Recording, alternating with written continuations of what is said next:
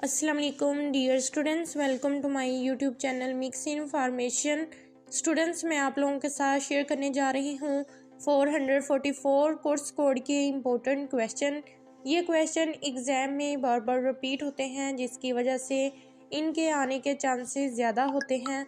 अगर आप लोग इनकी प्रिपरेशन अच्छे से करोगे तो एग्ज़ाम में बहुत अच्छे मार्क्स इजीली हासिल कर सकते हैं। और इनके साथ साथ मैं आप लोगों को बताती चलूँ, आप लोग अपनी पास्ट असाइनमेंट को भी लाजमी प्रिपेयर किया कीजिए, क्योंकि मोस्टली 2 या 3 क्वेश्चन असाइनमेंट में से भी आ जाते हैं। और इसके साथ साथ ये क्वेश्चन ए और बी जुज़ में डिवाइडेड किए गए हैं। ए वाले जुज़ और बी वाला जुज़ डिफरेंट क्वेश्चंस हैं। और इसके अलावा 100 मार्क्स का एग्ज़ाम होता है, जिसमें से आप लोगों ने 50% मार्क्स लेने लाजमी हैं। और 50% मार्क्स जो से हैं वो आपके असाइनमेंट में से होने ज़रूरी हैं।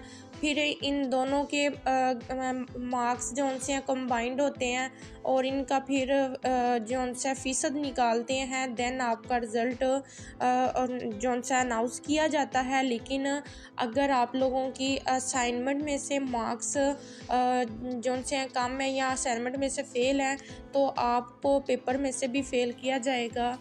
लिहाजा अगर आपने असाइनमेंट सबमिट करवाई हैं देन ही आप लोग अपने एग्ज़ाम दीजिएगा, वरना एग्ज़ाम देने का कोई फ़ायदा नहीं है।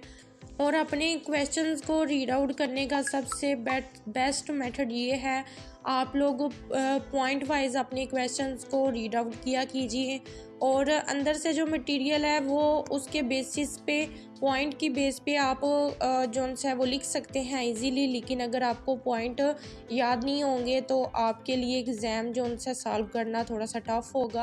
हेडिंग को लाजमी याद किया कीजिए, हेडिंग वाइज फिर आप लोग अपने क्वेश्चन जो है वो लिखने में आसानी होगी, सॉल्व करने में। और इसके साथ साथ ये है कि एग्ज़ाम में आप लोगों को हर क्वेश्चन को इक्वल टाइम देना होगा। अगर आप फर्स्ट क्वेश्चन पे बहुत ज़्यादा टाइम लगा दोगे, बाद चूँकि एक क्वेश्चन 20 नंबर का है, तो लिहाजा ये है कि अगर आप फर्स्ट वाला 1 घंटा एक क्वेश्चन को हल करने में लगा देते हैं तो बाकी आपके पास टाइमिंग जो सी बहुत कम रह जाएगी और आप अच्छे तरीके से अपने क्वेश्चन जो से सॉल्व नहीं कर पाएंगे। लिहाजा आप लोग अपने हर क्वेश्चन को इक्वल टाइम दिया कीजिए और जो क्वेश्चन आपको सबसे अच्छे से आता है उसको आप पहले लिख लिया कीजिए।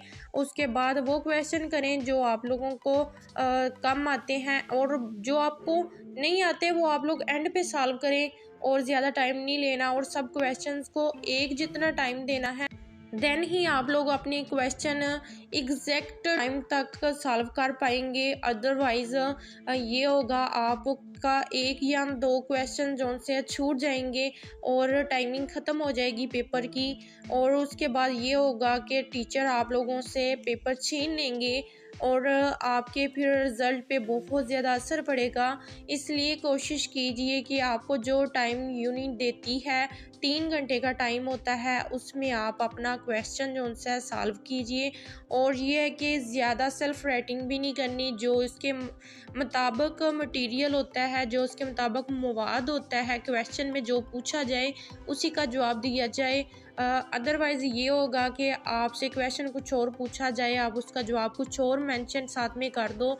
एक तो आपका टाइम वेस्ट होगा, सेकंड बात आपको जो आप एक्स्ट्रा मटेरियल अपना ऐड करोगे उसको आप लोगों को एक्स्ट्रा मार्क्स नहीं मिलेंगे, बल्कि जो क्वेश्चन के मार्क्स हैं वही मिलेंगे।